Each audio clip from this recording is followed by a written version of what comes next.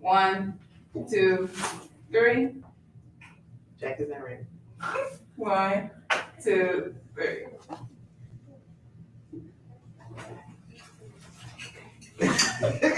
All right.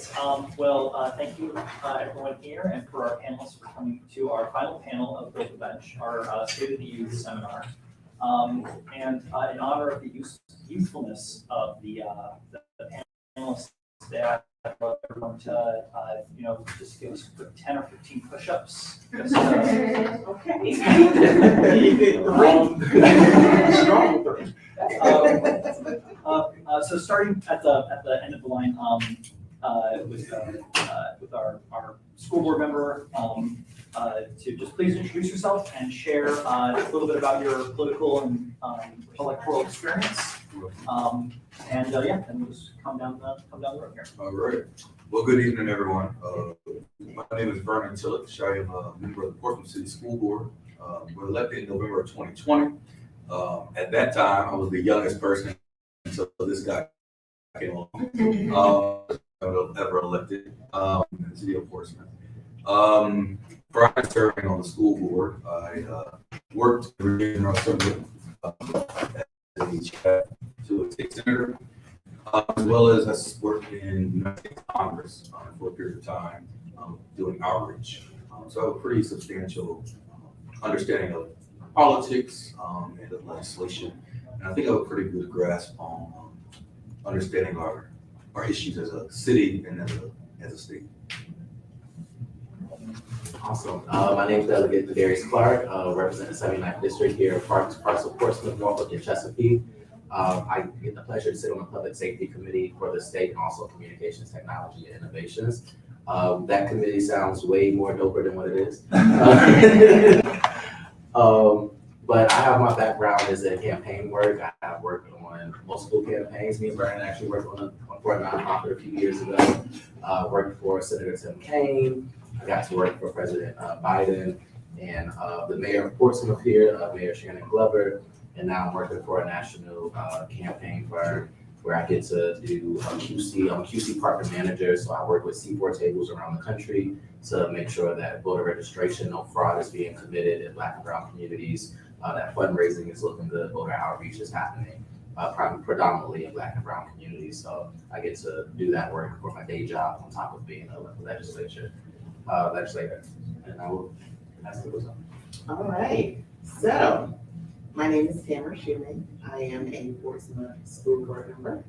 I was elected in 2018. I am up for re-election this year. Yay me. Prior to becoming an elected official, I worked, even before that, my good friend Stephanie Morales, who is the Commonwealth Attorney in the city of Portsmouth, we pretty much went to school together. And one day she came to me and she said, my predecessor is going to judgeship. And I don't necessarily like those who have put their name in a hat for Commonwealth Attorney, so I'm gonna run. And I said, yeah, you are. And we're gonna do it. And she said, yeah, I need you to be my campaign manager. I said, I don't know what that is, but okay, let's just do it. And so she won in a special election in 2015. That wasn't my introduction to politics, but that was a huge crash course into campaigning.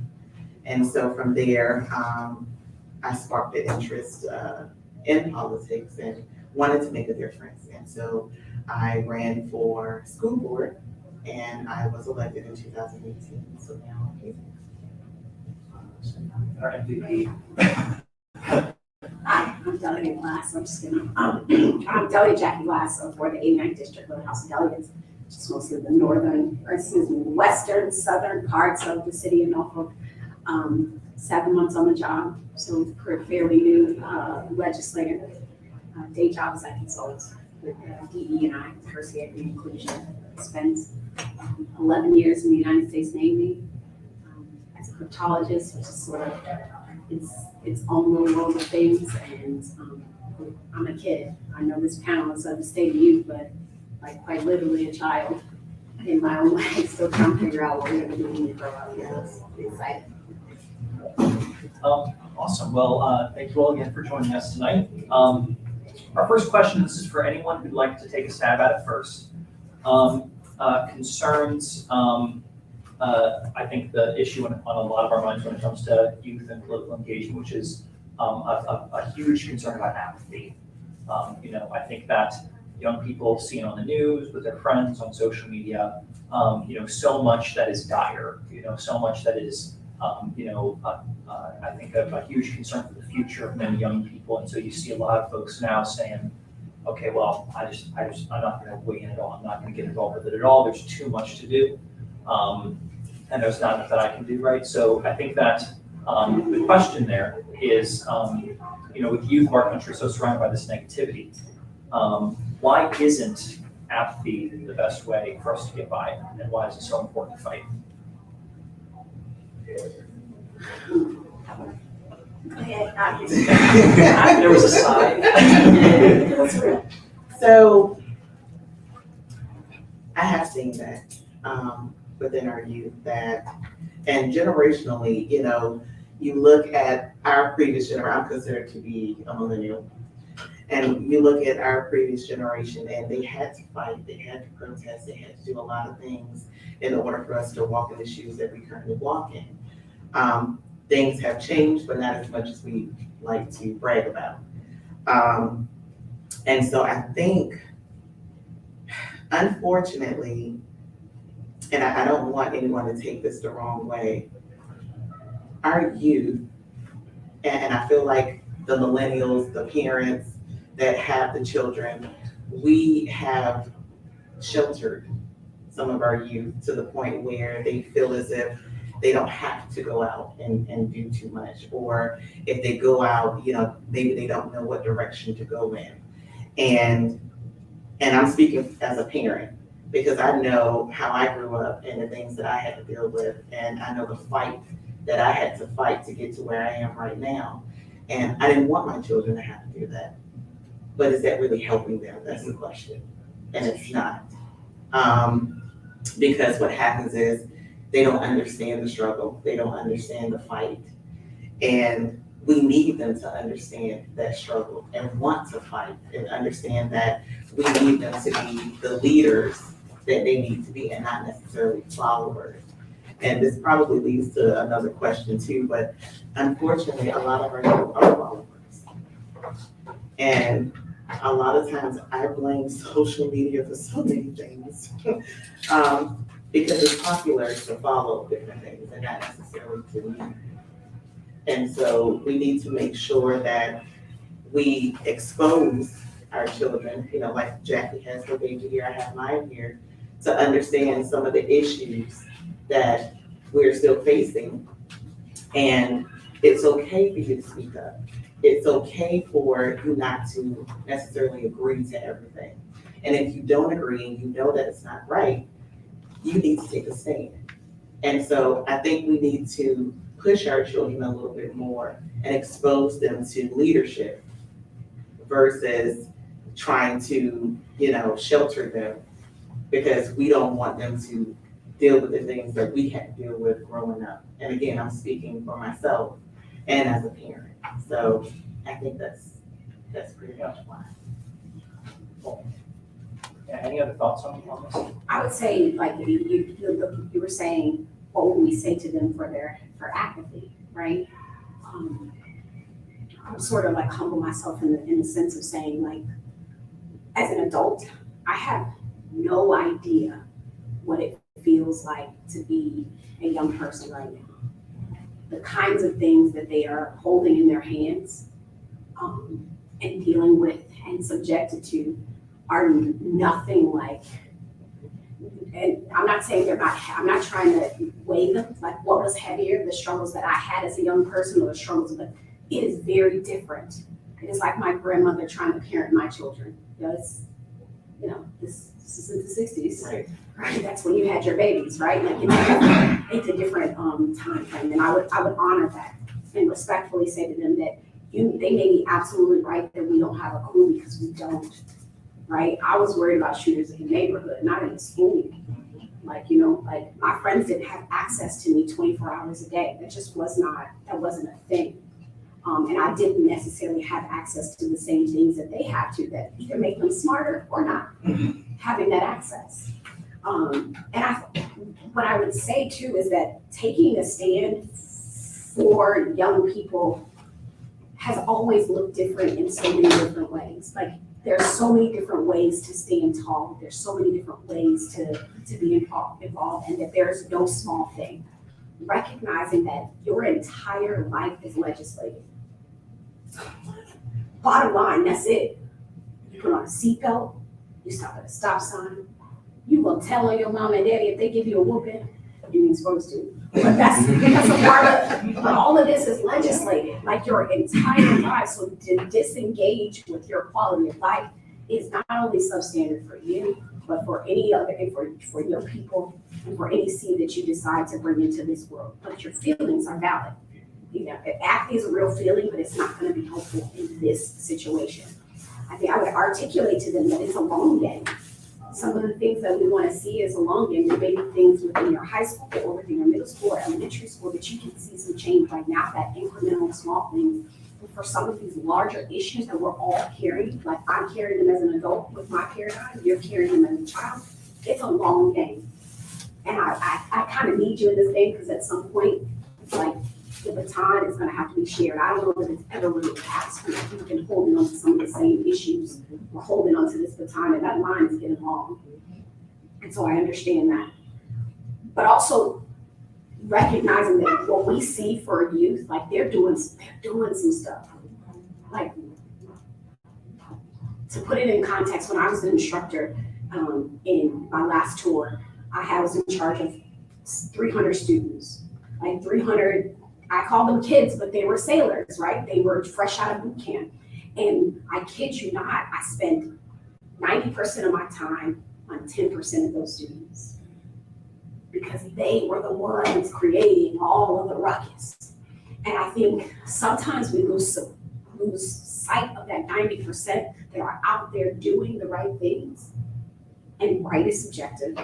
That are out there just trying to being good stewards, being all these things while we watch our kids, because I'm not necessarily satisfied with my parenting because of like my kids ain't struggling too, but like that 90% is real and they're lost and they're tired of us lumping them in with that 10 while they're doing good work. And I think I would say I'm grateful to them that are showing up and doing the things, even if it isn't this grand Greta Thunberg thing.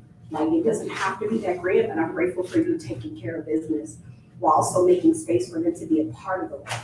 And I would ask, what does that look like? Because again, there's no act or no role too small in a bigger plan.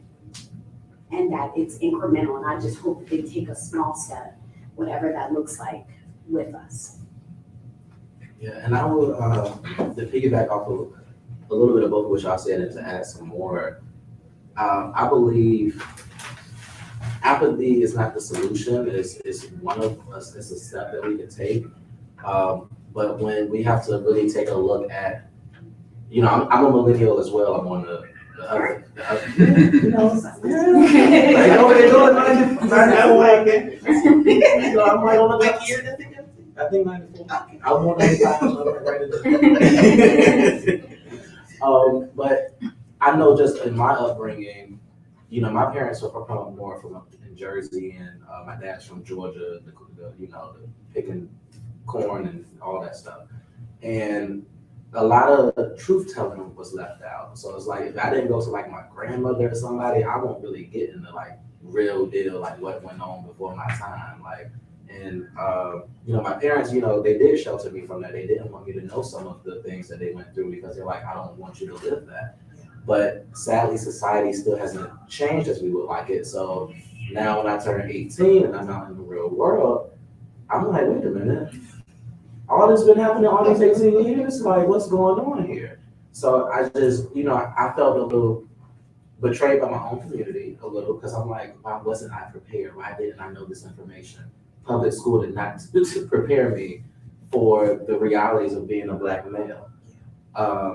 And then there's just a lack of knowledge a lot of times. So we turn our confusion into anger or into depression because we don't get it. We don't know what's going on, and we don't know who to go to talk about it because, again, our parents didn't want to have that conversation.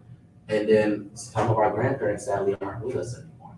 So now we missed that window to talk to the grandparents and really get in there with them. And sadly, my parents was blessed to not see some of the things that my grandparents even went through.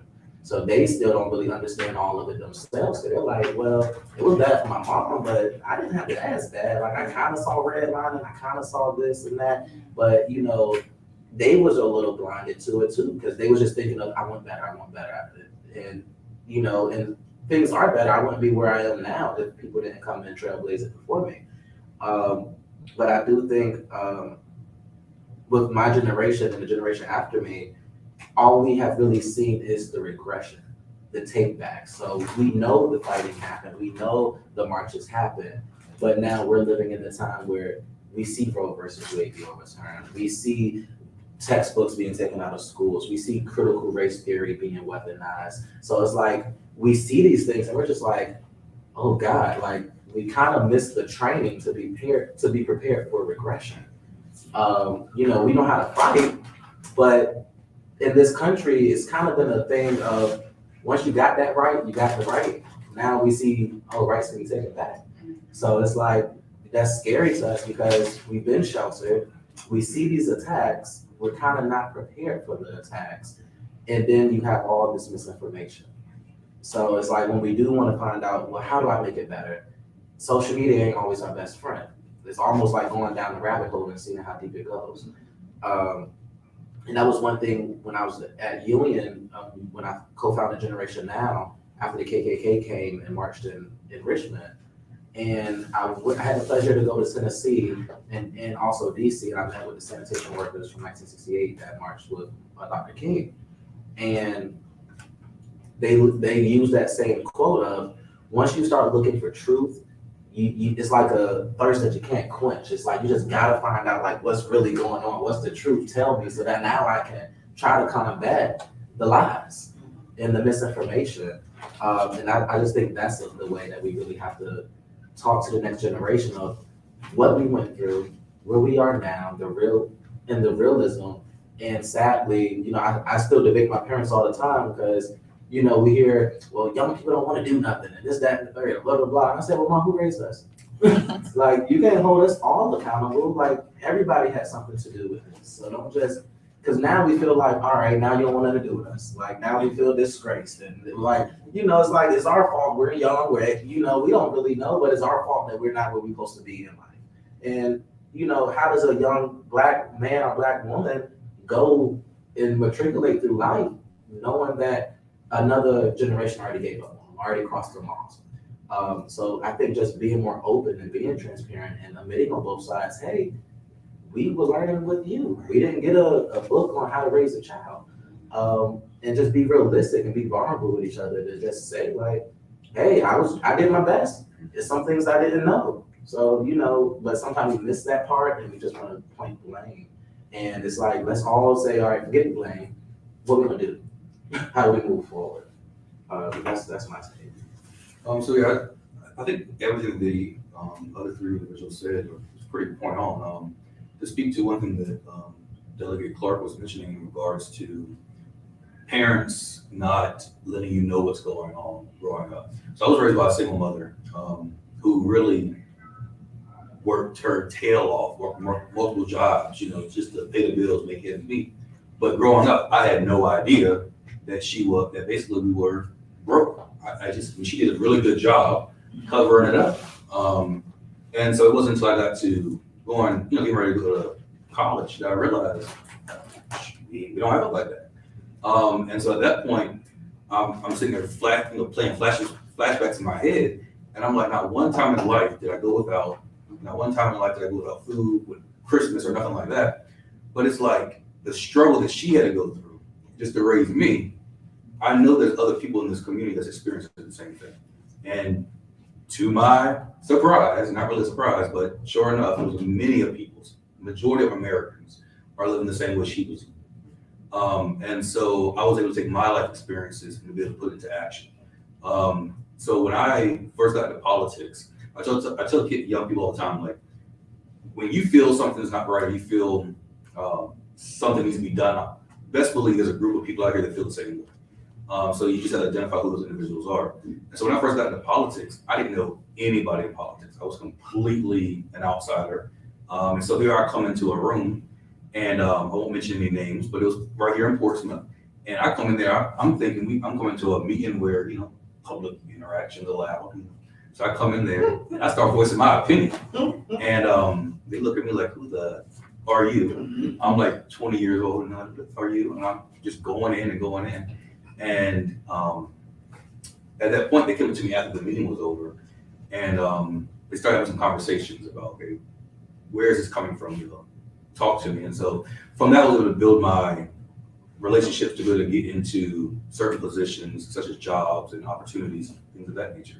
But it's always about showing up as well. And as young people, we have to be able to show up and have some understanding of what's going on. Not only in politics, in my careers, I've always been the youngest person in the room. So when I was in the General Assembly, I was like the youngest and only Black chief of staff at the time, with Black male chief of staff in the Senate. Working in economic development, I'm always the youngest and only Black person in the room. Still in Virginia Natural Gas, which is where I work now, I'm the youngest person, not the only Black, but on the executive floor, I'm the only Black. So, it's one of those things where you just have to show up, and I guarantee you, when you show up to that table, we're some of the smartest people in the room too. And it doesn't matter what letters you have behind your name, no matter what title you have before your name. Common sense goes a long way. And a lot of the disconnect, I think, with the distrust comes in from young people to our older people, is the lack of understanding and the lack of not knowing my struggle. And a lot of people get to a point where they've made it to a point, but then they forget where they came from. And this one individual, who's a well-known individual, we were having a conversation one day, and they couldn't even tell me how much a 20-ounce soda costs. And I'm like, that's something I knew, but that's something that's serious, because you didn't realize that soda cost, I think it was like $1.89 at the time. They were thinking it was still 75 cents. So they handed me $1. I think I'm gonna go get a 20-ounce soda. And I'm like, it's just those disconnects. And as young people, we have to be able to, we have to be able to say, okay, it's time for us to have some conversation. And I think, like Delegate Glass had mentioned, power is not, she used the baton, how they don't pass the baton. And power is not given. It really is taken. And so sometimes you just gotta shake up the room and do what needs to be done. Those are all really exciting and different answers. I think that a few things that really stuck with me, the education piece on the directions that progress can go. You know what I mean? I think that it's interesting because like we're talking about parents, enforcing this idea that, progress was made, but we have historically seen it slide backwards. It's not just either stagnant or moving forward. It's something that even when we're, in a position of sort of stasis, like it takes energy to just maintain that, otherwise we do start to see it slip, this sort of thought that without really realizing it, there's, we see it happening in legislators, perhaps it's something that our parents haven't stepped up quite yet to do, and maybe they don't realize that they're contributing to the same sort of trouble, And so that was really interesting, but also just talking about what Vernon mentioned about sharing personal stories, and saying that, actually just physically by being here, by being a young person in this room, being the only young person in this room, you are creating a fundamental shift just by your presence there, which is, I think, really important thing to note as well. Thank you all for your answers to that question. My next question actually, sort of touching on to sort of continue on from that, talking about stigma towards young people. So, historically, when you or when someone has been the youngest person in the room, and what that means to you, how that makes you feel, and what advice you might give to people in that sort of similar circumstance, in that similar sort of room right now. I can go first. Being the stigma, being the youngest legislative Democrat ever, it's definitely an uphill battle with the stigma, definitely being Black, being a male, having locks, having natural hair. You know, I got people that want to run against me now, and like, you don't have experience being a delegate. I'm like, but I'm the delegate right now. But it's because of my age, they feel compelled that like, oh, like, you need to wait your turn. Like literally, being the delegate, people came to me like, no, you need to let me come first, and then you need to sit back and let me run for delegate as I'm the sitting delegate. You know, even when I was running for office at first, like, you know, it was an uphill battle. Because people they take one look at you, they still prejudge you, sadly. Sometimes it's your own people, sadly, and that hurts a little bit worse because you don't expect it. You expect, you know, certain people to treat you a certain way, but then when you come to your own community, you're like, wow, whoa. And you definitely, when like the community is always saying, young people aren't doing enough, and this, that, and the third, and young people this, young people that, and then when you try to break the narrative, it's like, they want to put you right back in that box, but you don't want us to be in the box. So you're like, luckily I'm a Gemini, so I can like kind of switch it up. But it's hard, and it's confusing sometimes. Even when we're working in legislation, you know, the next person after me is probably Jackie or Brianna Sewell. She's about 5-6 years older than me. And that's the next youngest person. So a lot of times people don't understand when you are the first or when you are the youngest in the room, you don't have the luxury to call someone that did it before. You can't be like, hey, tell me how this was when you was this 20-year-old delegate. Like, I can't do that. You know, I could call someone else that may have been there for 40 years, but you might have started when you was 40. So it's like, you know, it's a whole different ball game because we don't have those same resources. You know, we didn't go down the same path of, you know, waiting your turn, or because the Department of Elections don't say that when I looked at how to run for office. So it's hard as an uphill battle. It does play on your psyche sometimes, but you just have to be mentally strong. Know that like you are called to do what you're called to do for a reason, and win or lose, you're doing it because of you want to change something. You want to change the status quo, or you want to make something better. Whether you get to that position or not, you keep striving for it. But there is a stigma around being young. A lot of times, you know, I was talking to one of my friends now, she's at a conference. She's also one of my interns. And she's like, you know, it's so hard for young people to get jobs because they say we don't have experience. But then I need the job to have the experience. So how do I ever get the job if no one hires me because I don't have the experience? So it's just like this ongoing circle of like, you want me to have something, but you won't take the chance on me to have it. So how do I ever obtain it? And then when someone results back to, all right, well, I'm going to do crime, or I'm going to do drugs, or do something else, it's because they feel like that's their last resort. They feel like I can't do anything else because society has crossed me out. And sometimes society is our own people, sadly.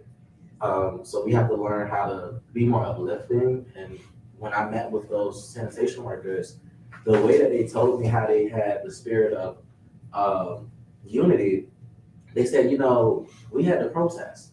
That means they was protesting against their job, which means they ain't getting paid. They probably got fired. So that means, but they still had mortgages, they had kids, they had families. The community said, you go protest. We'll pay your light bill. We'll make sure your kids are fed. We'll make sure because you're fighting the fight that's bigger than us. They understood the mission. They understood the assignment back then. But now it's like, all right, you go protest. I hope you don't get locked up. Like, don't get crazy. They're like, don't call me. You put yourself out there, don't they? So it's like, what happened that we need soldiers. Some people's meant to be on the front line marching. Some people got to be back on the school board and in the legislature.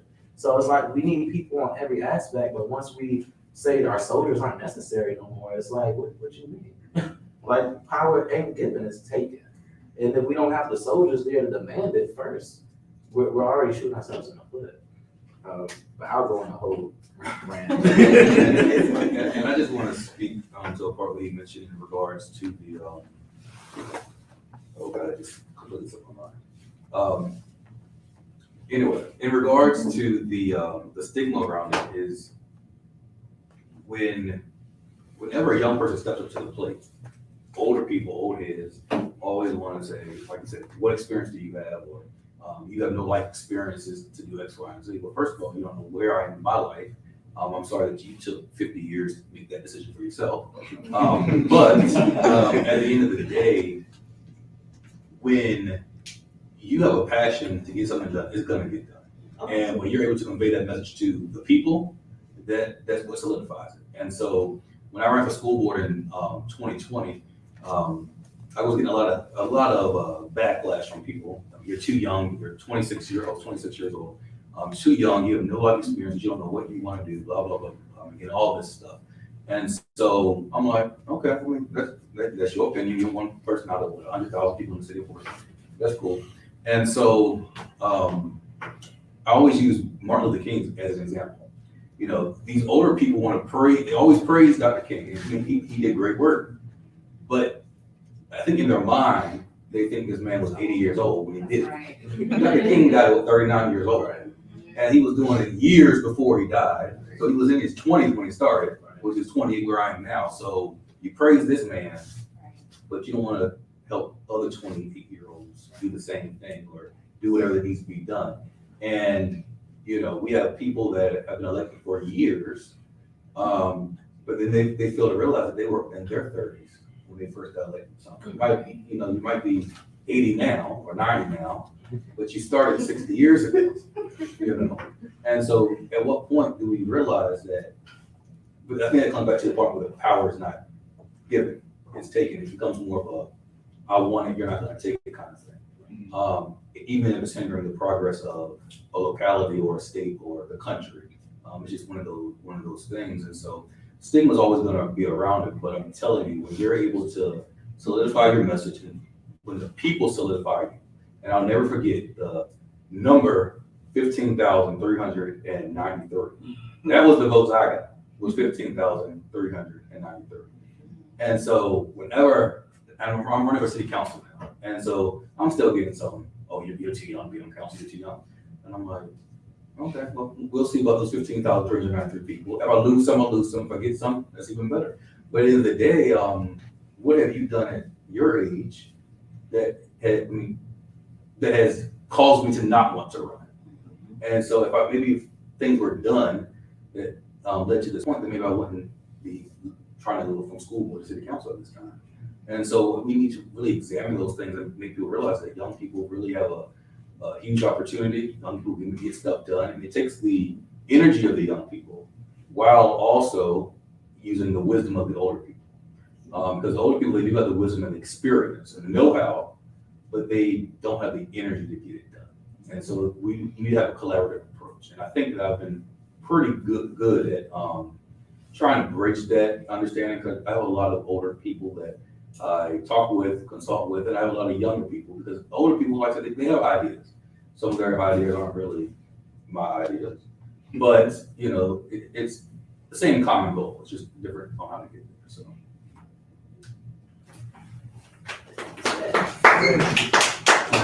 So I'll go ahead and you know, it's interesting that they're talking about their history. So I just turned 40 this year. Okay. And I actually started serving on boards in the community at the age of 24. And it was articles and everything. And at that time, I wanted to be a banker. I wanted to be a private banker. And I won't name the name of the company that I went to, but there was an intense hiring process. So there was like step one, you had to do this online thing. And then step two, you had to do the over the phone conference call. And then step three, you got to come in and, you know, had the opportunity to interview in front of a panel. Okay, so it was my opportunity. And I saw people come in, go out, come in, go out. I'm sitting out there, and go out. And so finally, The gentleman came from the back and he said, "Is Tamara here?" And so the receptionist said, "Yeah, she's been sitting there for about 30 minutes. He looks at me, "Come on back." I said, "Oh, okay, all right." I go to the back. He asked me a couple of questions. The other two panelists didn't say anything. He said, "You know what, I'm gonna stop you right there. I'm gonna be honest with you. You are not the look that we're going for." You know how bad that hurt? That hurt. Hurt. As a 24-year-old, what I aspired to be, I go there, I'm good, I'm qualified, but I don't look like what you want.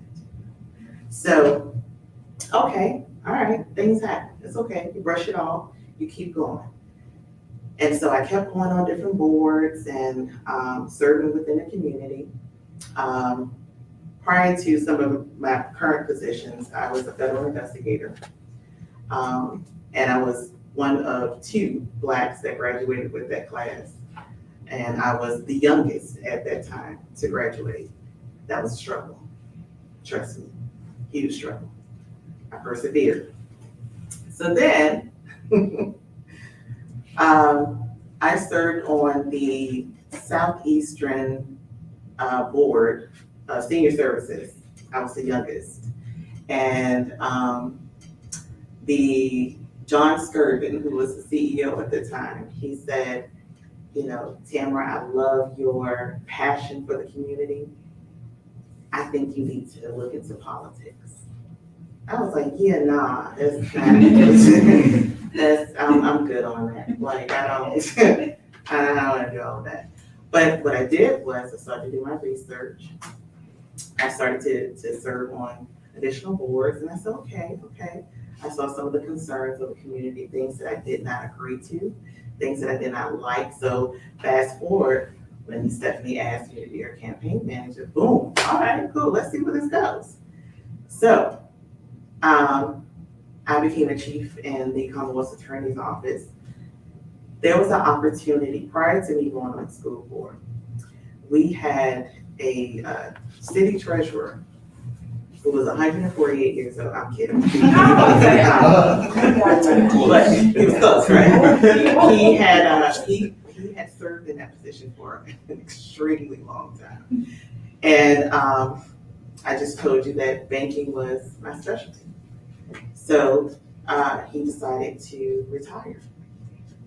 And at the time I was, 31, something like that. So I decided to run for city treasurer. What in the entire hell? When I tell you the backlash that I received, the audacity is what I was told of me to think that I could serve as a city treasurer. What kind of experience do you have?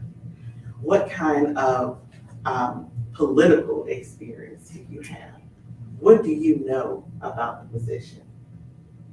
Why would I run for something that I wasn't willing to educate myself on? Right? It's a job. When you go on a job interview, what you do, you prepare yourself for what potential questions they're going to ask you, right? And you want to say that you are prepared because you have experience, right? When they talk about, the backlash of the community, and specifically the Black community, oh, it was a struggle. It was a struggle. It was terrible. So to be young and want to make a change, you have to have thick skin. Because if not, them folks will try to tear you down. And a lot of times, more often than not, it is people that look like you and I. Come on now. And you want those who look like you to nurture you, to help educate you, to take you under their wings so that, you can learn from them because they've been there, they've done that, right? And so they can teach you some things that you need to know about the game, because politics is a game. That's all it is. You gotta be willing to play it. So basically, Yeah, we're probably gonna, Yeah, we're just wrapping up here in just a couple minutes. Okay. right, Say 9 o'clock. yes, sir. okay, give me like 5 more minutes. I'm lying. But Y'all yeah. been overtime, so I can't get no more money. We'll talk about that. So, yeah, and so basically, that stigma, and you have to understand, I come from a single parent home too. It was nothing easy at all. Just like Brandon stated, my mom worked 2-3 jobs, and it's funny because when you're young and say you living in the hood, or you go out to the hood, and your family and friends live in the hood, that's fun. You have no idea that it's a struggle. That it's not what it's supposed to be. Like, you're not supposed to enjoy going out and playing in the hood. You're not supposed to do that. But when you get older, you realize, okay, wait, that's not something to necessarily aspire to be. We were there, I get that, but we need to do a little bit better. And so I'm also a first generation college graduate. I didn't have anybody to look to help me with my grants, to help me with, anything. Nothing. I didn't have anybody. So I had to figure out things on my own. And so when you get to the point where, and like Jackie said earlier, I don't know what I want to do when I grow up. I have like several businesses. I have a lot of jobs. That's what I do. It's okay. But you really don't know what you want to do when you grow up. And that's okay, because you're learning.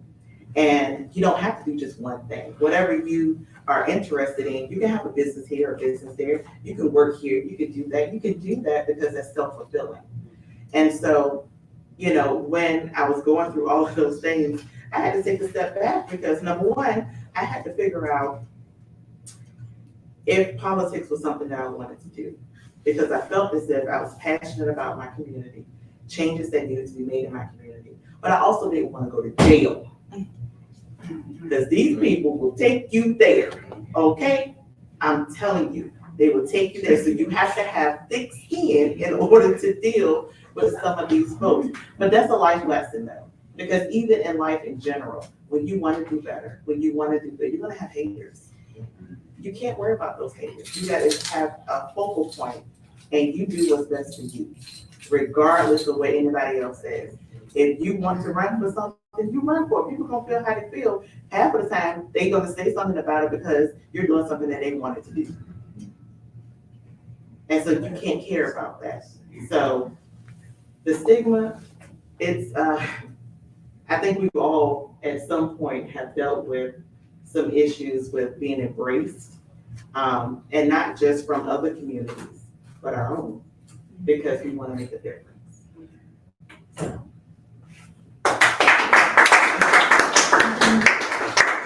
We'll go back if you've got some final notes here for us on this topic, but also just generally.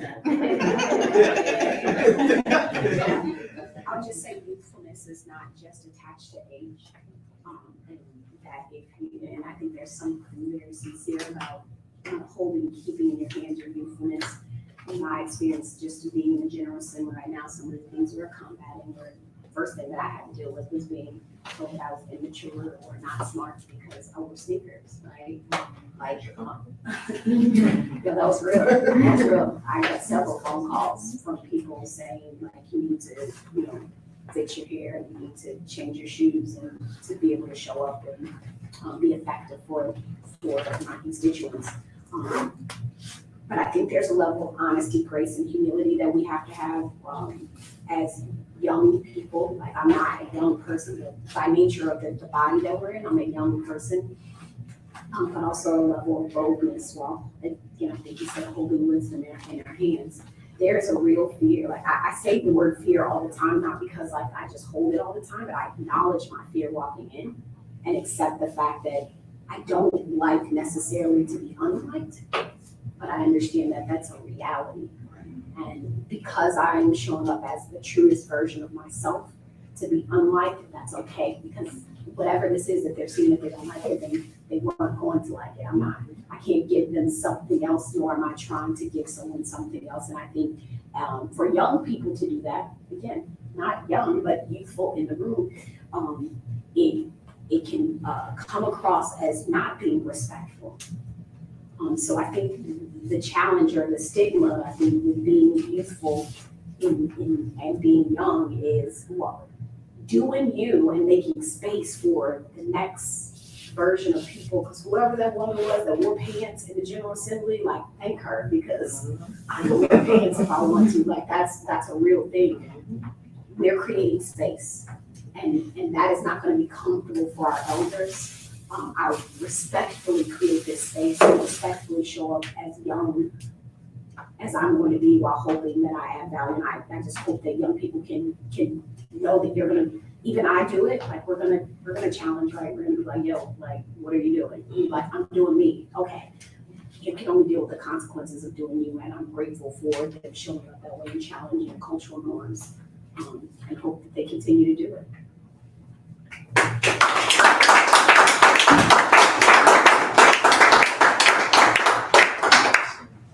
Well, thank you again to the panelists. Thank you all for coming out and sharing the hope. I do just want to, I know we are behind the time, but if somebody has a question, Oh, yeah, absolutely. if anyone has a question, we can at least answer one. Yeah. I just have a comment. It was great seeing like this panel because you all are young, Black individuals that, like myself and my friend here, like, I'm in the mental health field and I counsel, and when I first started, I was 21, and I was counseling kids. I have no kids.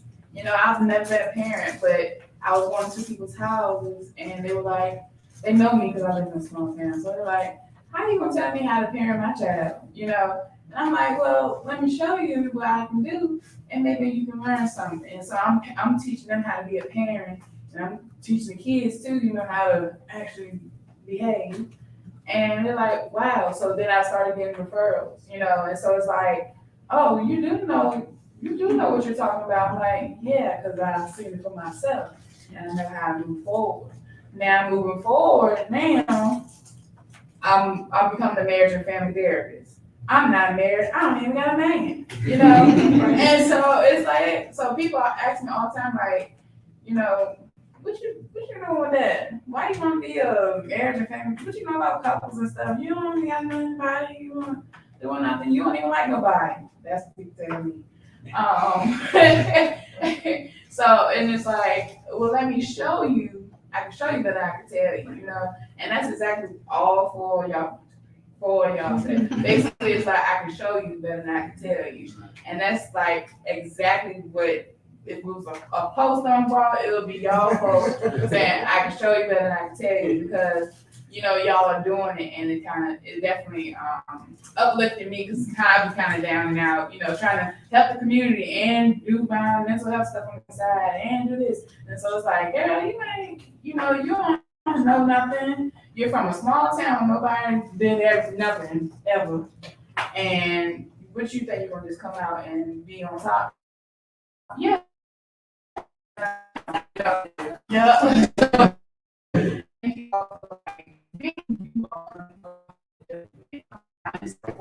I can only work with positive, be a community organization. So we really we made things happen in a very close. They wanted to tear us down, like riot. And it's good to see that, you know, even in these bigger cities, when like in North, I can only imagine the things that y'all are told about how y'all gonna kill y'all, or maybe not kill. That was so cool. But like just to be like, you know, talking about you really great, you know, like really going in on you, saying like you're not worthy, you're uneducated and all this stuff. It shows that you can still do it. So I appreciate y'all. Yeah, I want to echo that. And thank you all, really, because I've been kind of in a rut, and I have not been feeling like very motivated towards when I work in the community, because I feel like, you know, sometimes the efforts aren't received And then it's like there are ebbs and flows, you know, you're on your high moment and it's like you're expecting or like you're waiting for the next high and it doesn't come. And like we're talking about, you know, to be the young person in the room all the time, like the rest of my group is not in the town with me, so I'm always the one that's like having to go out, and it's a lot on me in addition to whatever else I have going on. So I really appreciate your perspectives tonight. Thank you for the work that you do. Yeah, man. It's a thankless job. Yeah. It really is. We learn. Yeah. And it's a lot. They expect us to save the world with no money. You Can I just request we do this again? It's like an ongoing thing. Yeah, Like, so the plan for this event is to be a summer thing that we do every year moving forward. We started it with 2 days. My vision is actually to have like a week-long like panel to really like get kids from all over the Commonwealth to come. That's my vision, but you know, you gotta start somewhere. But we'll definitely be coming back and doing this again next year. I want to work tomorrow night. And well, yeah, we're